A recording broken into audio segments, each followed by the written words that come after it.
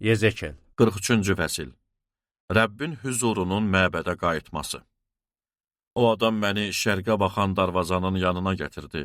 Mən gördüm ki, şərq yolundan İsrail Allahının izzəti gəlir.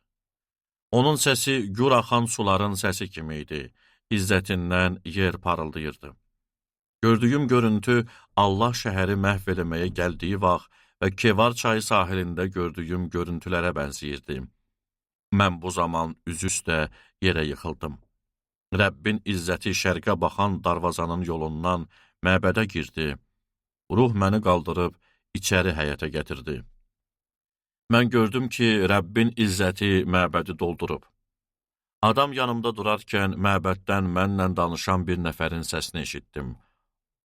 O mənə belə dedi: Ey bəşər oğlu, taxtımın yeri, ayaqlarımın dabanları dəyən, İsrail övladları arasında əbədi yaşayacağım yer buradır.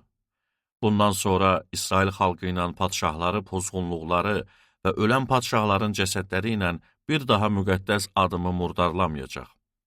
Onlar astanalarını astanama, qapılarının yan taxtalarını qapımın yan taxtalarına bitişdirdi. Mənlə onların arasında yalnız bir divar var idi. Elədikləri murdar işləri ilə müqəddəs adımı murdarladılar. Mən də qəzəbimlə onları qırıb çatdım. İndi pozğunluqlarını və padşahlarının cəsədlərini məndən uzaqlaşdırsınlar. Mən də əbədi olaraq onların arasında yaşayaram. Sən, ey bəşər oğlu, bu məbədi İsrail nəslinə təsvir elə ki, üsyanlarından utansınlar və məbədin layihəsini ölçsünlər. Əgər elədikləri bütün işlərdən utanırlarsa, məbədin şəklini, nizamını, giriş-çıxış yerlərini, bütün şəkillərini, bütün qaydalarını, quruluşlarını və qanunlarını onlara bildir. Onların gözü önündə bunları bir yerə yaz.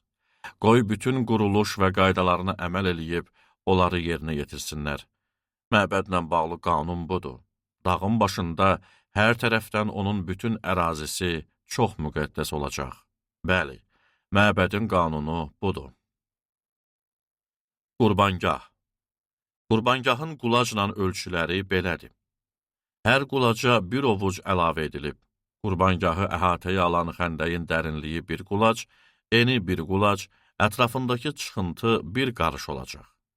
Qurbangahın hündürlüyü isə belədir. Qurbangahın yerdəki xəndəkdən alt çıxıntıya qədərki hissəsinin hündürlüyü 2 qulac, eni bir qulac, kiçik çıxıntıdan böyük çıxıntıya qədərki hissənin hündürlüyü 4 qulac, eni 1 qulac, Qurbangahın qurban yandırılan üz hissəsinin hündürlüyü 4 qulac olacaq. Üz hissədən yuxarıya doğru 4 buynuz uzanacaq. Qurbangahın üz hissəsi 4 bucaqlı şəklində olacaq. Onun uzunluğu 12, eni 12 qulac olacaq. Üz çıxıntının 4 tərəfdən uzunluğu və eni hər biri 14 qulac olacaq. Ətrafındakı kənar yarım qulac, xəndəyin dövrəsi 1 qulac olacaq. Qurbangahın pillələri şərqə baxacaq. O adam yenə dedi: Ey bəşər oğlu, Xudavənd Rəbb belə deyir: Qurbangah tikildiyi gün üstündə yandırma qurbanları gətirmək və qan tökmək barədə olan qaydalar belədir. Mənə xidmət eləmək üçün hüzuruma çıxan Sadok nəslindən Levili kahinlərə günah qurbanı olaraq bir buğa ver, Xudavənd Rəbb belə bəyan eləyir. Buğanın qanından götürüb qurbangahın 4 buynuzuna, çıxıntının 4 küncünə və ətrafındakı kənarın üstünə sürt. Beləcə qurbangahı pak eləyib, onun üçün kəffarə ver. Günah qurbanı olaraq buğanı götürüb, müqəddəs məkandan kənarda, məbədin təyin edilmiş yerində yandır. İkinci gün günah qurbanı olaraq qüsursuz bir təkə təqdim elə. Qurbangah buğanın qanı ilə pak edildiyi kimi, təkənin qanı ilə da pak edilsin. Pak eləmək işini qutarandan sonra qüsursuz bir buğa ilə sürüdən bir qoç qurban gətir. Onları Rəbbin önünə gətir. Kahinlər onların üstünə duz səpib Rəbbə yandırma qurbanı olaraq təqdim eləsin. 7 günün günah qurbanı olaraq hər gün bir təkə hazırla. Qüsursuz bir buğa ilə sürüdən bir qoç da hazırlansın.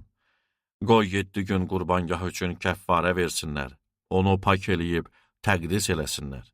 7 gün tamamlanandan sonra kahinlər 8-ci gün və ondan sonra yandırma və ünsiyyət qurbanlarınızı qurbangahın üstündə təqdim eləsin. O zaman sizdən razı olacağam. Xudavənd Rəbb belə bəyan eləyir.